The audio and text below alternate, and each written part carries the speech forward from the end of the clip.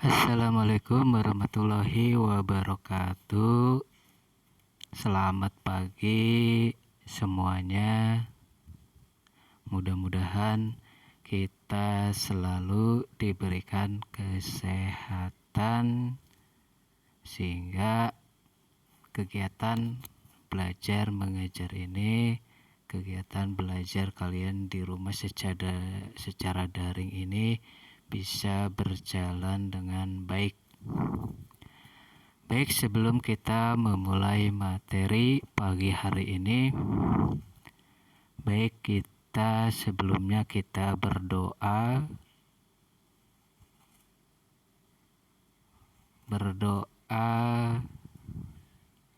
berdasarkan kepercayaan dan agamanya masing-masing. Berdoa mulai. Bismillahirrahmanirrahim. Alhamdulillahirabbil alamin. Arrahmanirrahim. Maliki yaumiddin. Iyyaka na'budu wa iyyaka nasta'in. Ihdinas siratal mustaqim. Siratal ladzina an'amta 'alaihim ghairil maghdubi 'alaihim waladdallin. Oke, baik. Jangan lupa nanti presensinya, absensinya setiap harinya tolong itu selalu diisi. Jangan sampai absensi kalian tidak pernah isi atau dalam seminggu itu kalian presensinya hanya hari-hari tertentu. Tolong itu jangan seperti itu. Tolong presensinya itu kalau dari hari Senin sampai Jumat silahkan, berarti presensinya 5 hari. Itu presensi untuk kelas ya, kelas 91. Kalian sekarang sudah kelas 9. Bukan waktunya lagi males-malesan ya. Jadi tolong presensinya dari sekarang diperbaiki. Silakan diisi dengan baik ya. Oke, baik.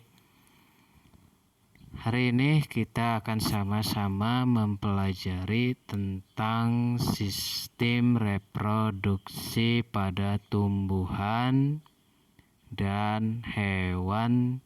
Namun di sini kita akan lebih detail menjelaskan tentang sistem reproduksi pada tumbuhan. Minggu kemarin itu kita sudah membahas atau sama-sama mempelajari tentang sistem reproduksi pada manusia. Hari ini kita akan mempelajari tentang sistem reproduksi pada tumbuhan. Oke, baik. Adapun KD yang akan kita pelajari hari ini, yang pertama adalah KD 3.2, yaitu memahami reproduksi pada tumbuhan, hewan, dan sifat keturunannya serta kelangsungan makhluk hidup. Adapun KD 4.2-nya yaitu menyajikan hasil karya perkembangbiakan pada tumbuhan. Nah, ini KD yang akan kita pelajari hari ini. Tapi sebelumnya Bapak ucapkan terima kasih banyak bagi kalian yang sudah mengumpulkan tugas makalah tentang sistem reproduksi pada manusia, dan juga yang sudah mengisi latihan soal serta ulangan hariannya, dan itu pasti nilainya sudah Bapak masukkan, terkecuali yang belum mengumpulkan baik tugas makalah maupun latihan soal ataupun ulangan harian. Itu mungkin nilainya masih 0. Selainnya yang sudah mengumpulkan dan sudah mengerjakan itu semua, Bapak pastikan nilainya sudah ada dan sudah masuk ke daftar nilai mapel IPA. Oke, baik, itu KD yang akan kita pelajari hari ini. Adapun di sini tujuan pembelajaran hari ini yang pertama adalah siswa dapat menjelaskan perkembangbiakan pada tumbuhan. Siswa dapat menjelaskan perkembangbiakan vegetatif pada tumbuhan. Dan yang ketiga yaitu siswa dapat menjelaskan perkembangbiakan generatif pada tumbuhan. Jadi tolong materinya disimak, diperhatikan baik-baik. Bapak harap tujuan pembelajaran ini dapat tercapai dengan baik. Ini peta konsepnya. Peta konsepnya di sini reproduksi pada makhluk hidup itu terdiri atas ada reproduksi vegetatif, ada reproduksi generatif. Kalau reproduksi vegetatif ini ada pada tumbuhan, pada hewan. Yang pada tumbuhan ini meliputi ada rizom, umbi lapis, umbi batang, umbi akar, tunas, tunas adventif, stolon, spora. Nah, silakan nanti dibaca sendiri, ini peta konsepnya. Oke, selanjutnya sistem reproduksi pada tumbuhan. Jadi intinya adalah setiap jenis makhluk hidup itu memiliki atau mempunyai kemampuan untuk berkembang biak atau bereproduksi. Namun kemampuan untuk bereproduksi ini pada setiap makhluk itu tidak sama, berbeda-beda, tapi tujuannya sama. Tujuannya apa? Tujuannya adalah untuk kelangsungan hidup dan melestarikan jenisnya. Kenapa harus dilestarikan? Salah satunya agar tidak punah. Nah, itu salah satu kenapa harus berkembang, harus bereproduksi, salah satunya itu pada tumbuhannya.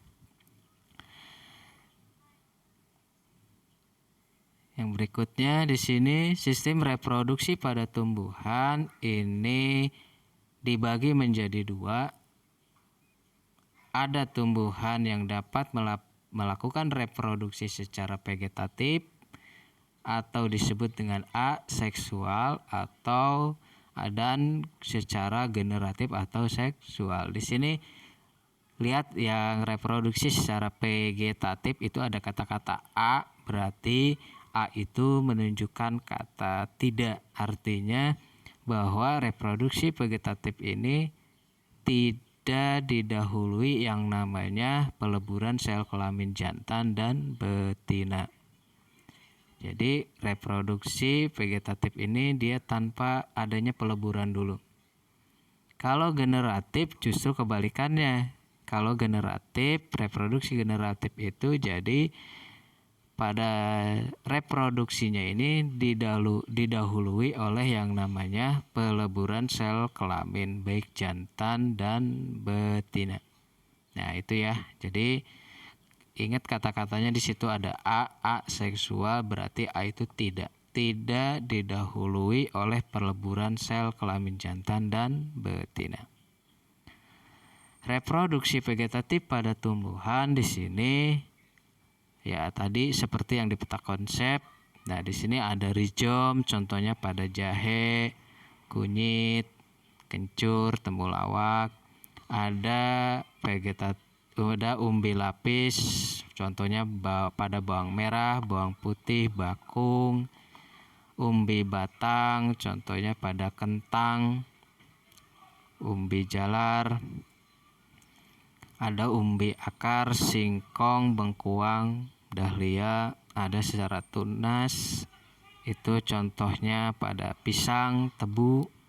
Ada tunas adventif, contohnya pada cocor bebek, cemara, sukun, kesemak.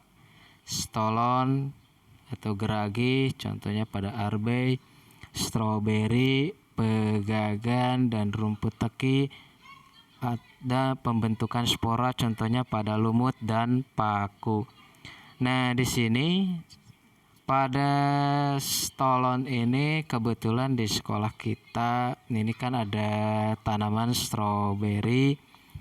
Nah, tanaman stroberi ini dia perkembangbiakannya itu dengan stolon. Mungkin pada saat kalian nanti ke sekolah, mungkin nanti kebetulan Bapak ada di sekolah, mungkin nanti bisa Bapak tunjukkan. Ini loh stroberi berkembangbiakannya, memperbanyaknya dengan stolon. Nah, ini stolonnya, nanti bisa Bapak tunjukkan jika kalian pas kebetulan nanti ada di sekolah ya.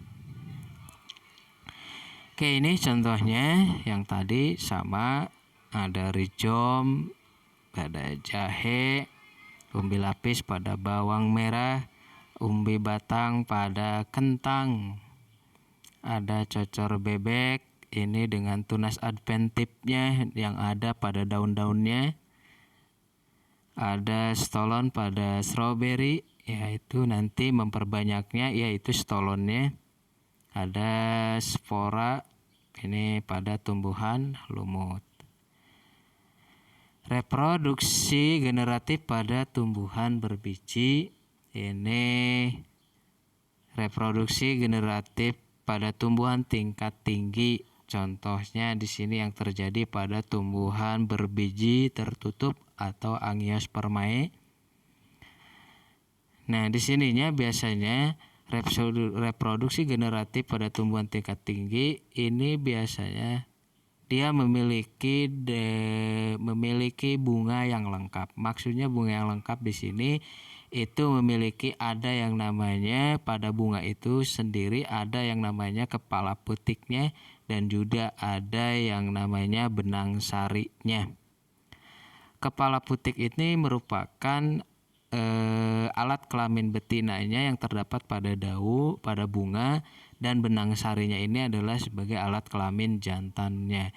Sehingga pada saat nanti terjadi penyerbukan ya oleh benang sari ke putik, maka di situ telah terjadi yang namanya peleburan sel kelamin jantan dan betina ya.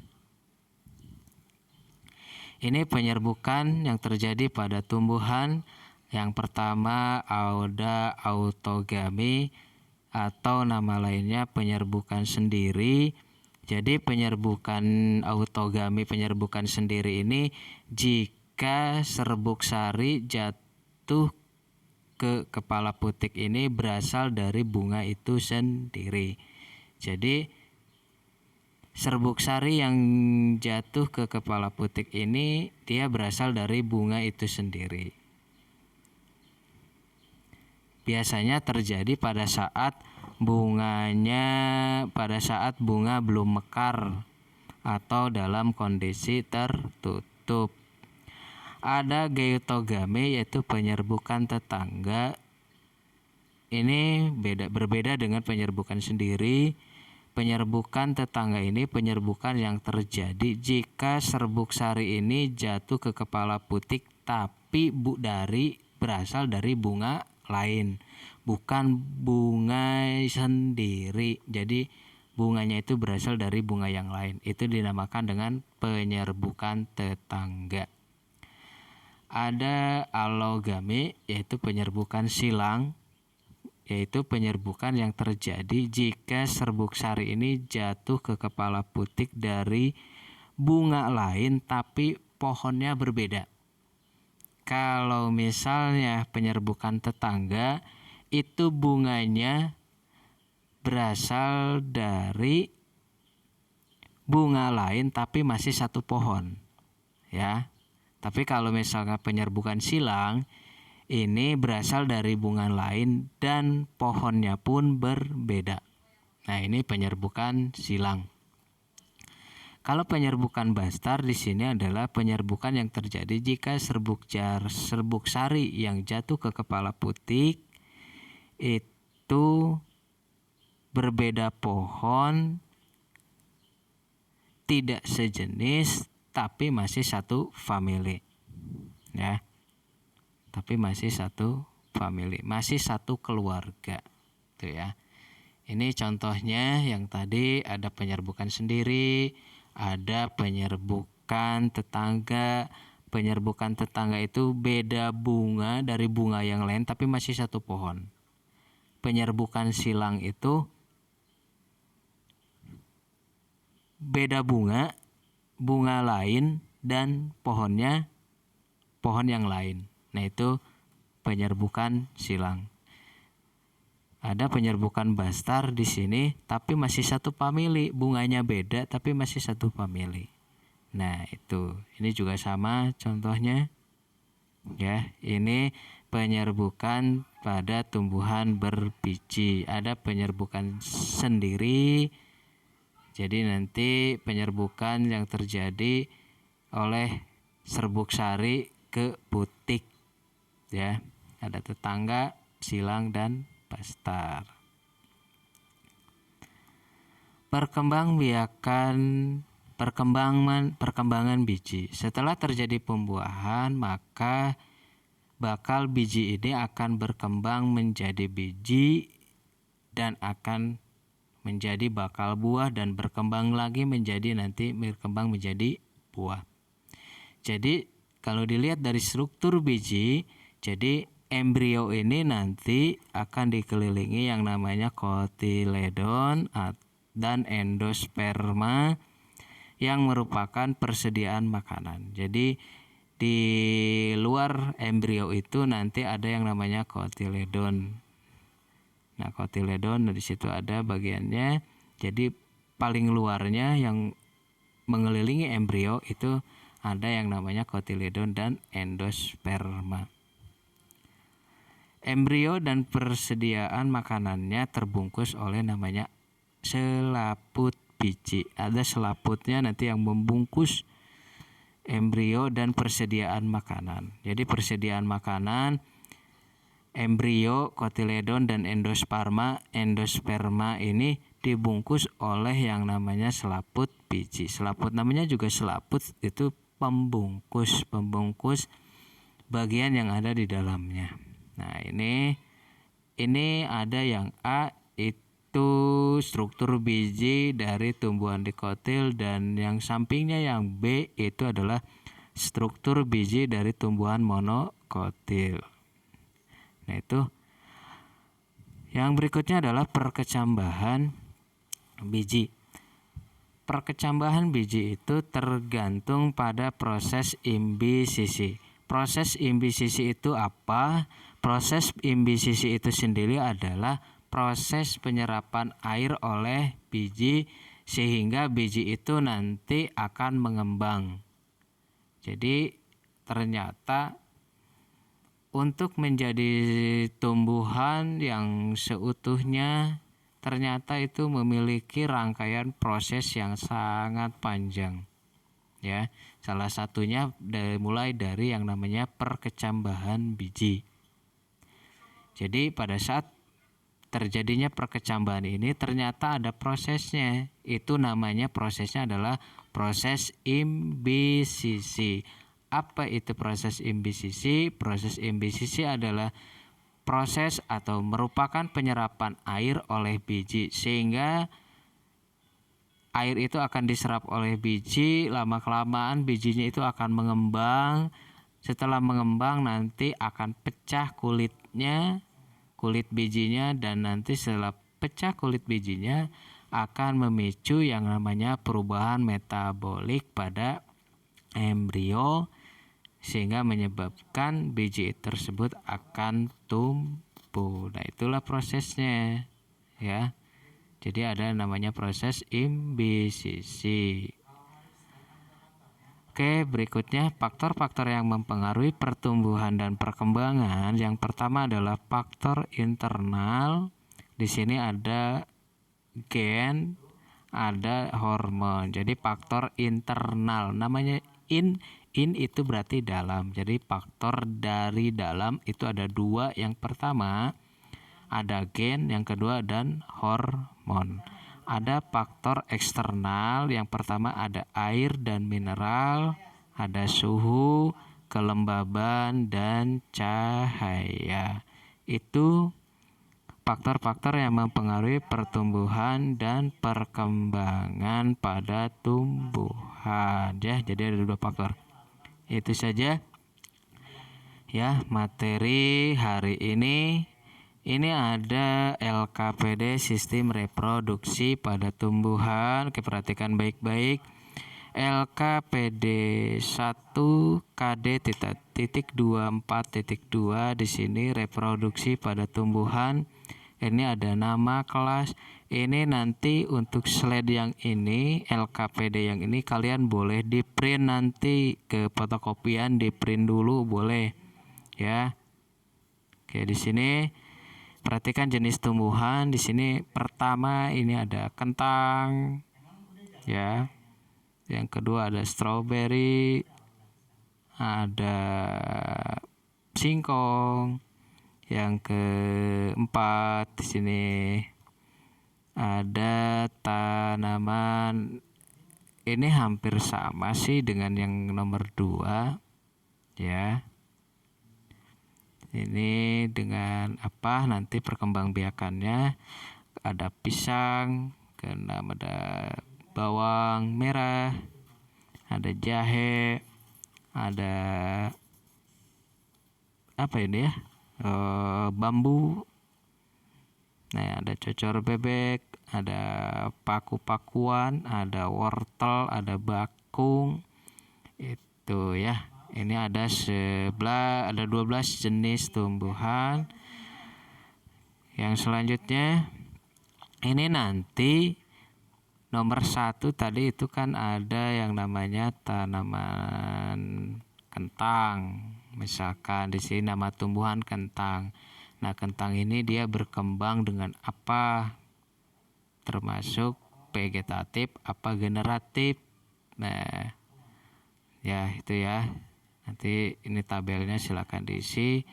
Kan di situ ada jenama tumbuhannya. Nah, itu silakan dulu dimasukkan dulu nama-nama tumbuhannya. Berkembang biak dengan apa? Nah, itu kan tadi udah dijelaskan ya sebelumnya. Nah, ini nanti pasangkanlah ini gambar yang di kiri dengan memberi tanda panah saja. Kamu kasih tanda panah, misalkan itu gambar yang pertama itu kan orang lagi memotong apa tuh. Nah, tanaman singkong ya. Nanti itu kira-kira panahnya ke yang mana tuh? Apakah merunduk, stek, okulasi atau menyambung? Nah, ini dikasih tanda panah saja ya. Prosedur pengerjaan LKPD nanti silakan kalian print dulu untuk slide halaman 15 sampai 19. Nah, ini nanti kalian silakan di print dulu. Ini beberapa halaman slide-nya. Ada halaman 15, 16, 17, 18, 19, 5 lembar. Setelah di print nanti silakan kalian isi LKPD-nya. Nanti setelah diisi silakan nanti boleh dikumpulkan. Pengerjaan LKPD ini boleh nanti dikumpulkan, itu Bapak beri waktu ini selama 1 minggu. Jadi Bapak berikan 1 minggu untuk pengumpulan LKPD-nya. Tolong diperhatikan waktunya baik-baik. Pemberian waktu ini dimulai dari atau pada saat tugas ini diberikan. Terhitung dari tugas ini diberikan, maka waktunya 1 minggu ya. Atau bagi yang sudah boleh mengumpulkan, Pak boleh gak hari ini? Boleh saja, tapi jangan sampai mengganggu KBM ya, kegiatan belajar ini jangan sampai terganggu. Kalau mau mengumpulkan boleh, misalnya bila bisa mengumpulkan habis zuhur. Kalau enggak misalkan di hari Jumat boleh kumpulkan ya, silakan saja. Nanti kumpulkan di meja dengan dikasih nama. Pak kalau mau dijilid boleh LKPD-nya ya, silakan saja ya, asal rapi ya. Jadi untuk mempermudahnya silakan saja kalian nanti di print ya, nanti di print slide-nya. Nanti kan kalian tinggal usah lagi nulis tabelnya. Jadi kalian tinggal ngisi saja. Yaitu ya. Nah, itu untuk pengerjaan LKPD-nya.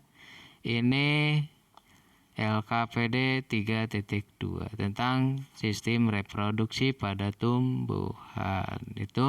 Itu masuknya nanti ke dalam tugas atau nilai pengetahuan. Oke, baik, ada LKPD 2 di sini berupa tugas project. Nanti kalian Bapak berikan tugas, namun tugasnya namanya juga project. Ini tugasnya agak lama ya.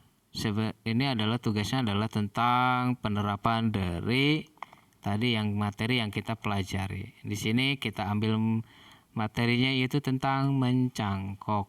Silakan nanti kalian boleh melihat YouTube sebelum kalian mencangkok. Kalian boleh dulu lah lihat di YouTube, cari tentang mencangkok yang paling gampang atau mudah yang paling kalian pahami. Nanti pada saat kalian sudah melihat YouTube, sudah paham, silahkan kalian nanti aplikasikan kegiatan mencangkoknya, nanti kalian sendiri yang praktek.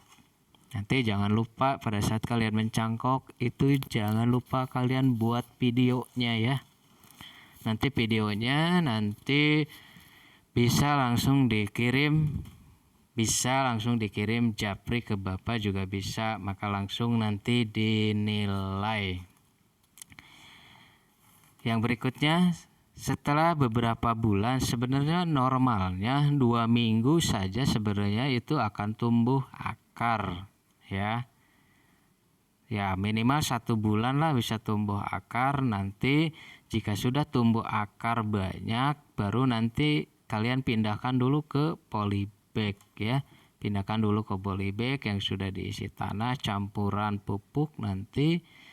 Nah ini diamkan benar-benar nanti di polybag, dia tumbuh adaptasi dengan lingkungan yang ada di polybag. Baru nanti setelah itu baru tugasnya kalian bawa cangkokannya yang hasil karya kalian sendiri, hasil mencangkok kalian sendiri ya. Jadi di sini ada hasil karyanya itu ya. Itu tugasnya. Pak, boleh berkelompok, silakan saja, boleh berkelompok di sini. Boleh 2 orang, 3 orang, 4 orang, kalau 5 orang janganlah, ini kan terlalu kebanyakan. Nanti yang ada nanti kerumunan ya. Karena kita masih pandemi, jadi tolong prokesnya itu selalu diperhatikan tuh ya. Pak mau sendiri ya silahkan. Jadi intinya sebenarnya Bapak memberi kemudahan kalian untuk mengerjakan berkelompok.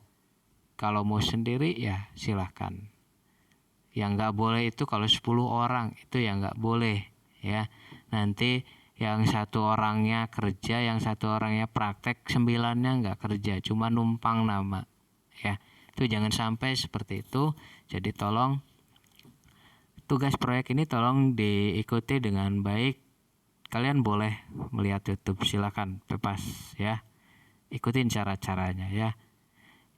Tapi kalau Bapak biasa mencangkok, biasanya pada saat kita sudah membuat lingkaran, menyayat bagian batang yang akan kita cangkok, itu biasanya kalau Bapak setelah kambiumnya dihilangkan, itu biasanya didiamkan dulu sehari biar mengering.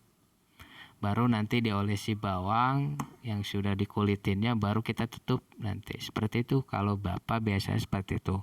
Silakan saja nanti lihat di YouTube dulu, silakan. Nah ini nama tugas project.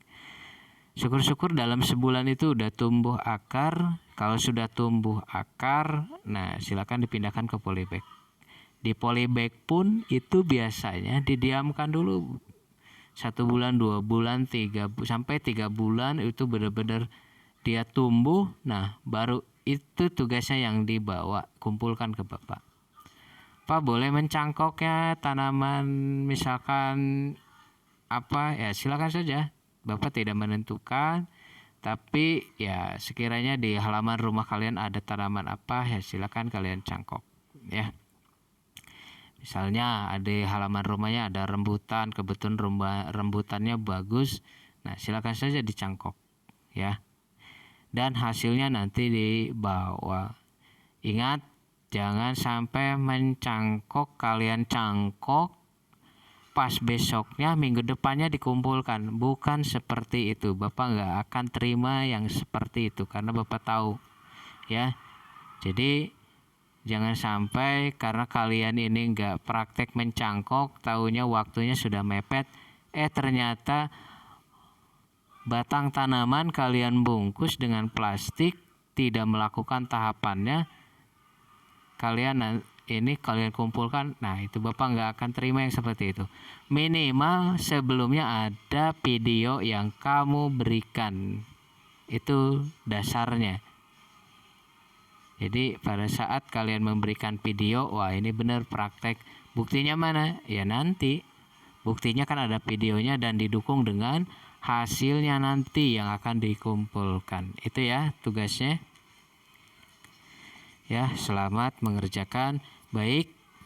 Jadi kesimpulannya adalah bahwa sistem reproduksi pada tumbuhan ini itu jelas meliputi dua cara, ada secara vegetatif dan secara ada vegetatif dan generatif. Ada yang secara seksual, ada secara aseksual. Itu tidak ya. Jadi tumbuhan dalam melakukan perkembangbiakan itu berbeda-beda, tapi tujuannya sama, yaitu untuk melestarikan jenisnya agar tidak punah. Oke, mungkin hanya itu saja yang bisa Bapak sampaikan pada pertemuan hari ini. Sekali lagi jangan lupa absensinya diisi, tugasnya tolong dikerjakan dengan baik. Ingat, kalian sudah kelas 9, bukan waktunya lagi untuk main-main atau kalian santai-santai cuek sama tugas atau yang lainnya ya. Ingat, kalian sudah kelas 9. Kalau kalian nanti pada saat kelulusan tertunda kelulusannya, nah itu kan jangan sampai seperti itu. Makanya nggak apa-apa, dari sekarang banyak tugas nggak apa-apa, kerjakan saja. Karena toh kita mau mengeluh juga bukan waktunya untuk mengeluh, karena kita masanya sekarang emang ya mau gimana lagi. Ini kan masanya lagi pandemi. Jadi mindset kita itu harus dirubah. Bukan lagi malas-malasan atau yang lainnya. Oke, baik, itu saja ya. Tolong diperhatikan baik-baik, baik materinya, tugasnya ya. Ada yang ditanyakan? Kalau ada yang ditanyakan boleh nanti ditanyakan japri ke Bapak atau di WA, silahkan ya. Kalau ada yang mau ditanyakan silahkan ya. Itu saja yang bisa Bapak sampaikan. Mungkin nanti minggu depan kita akan mempelajari tentang sistem reproduksi pada hewan, mungkin hanya sedikit saja ya. Itu saja yang dapat Bapak sampaikan. Wabillahi taufiq wal hidayah. Wassalamualaikum warahmatullahi wabarakatuh.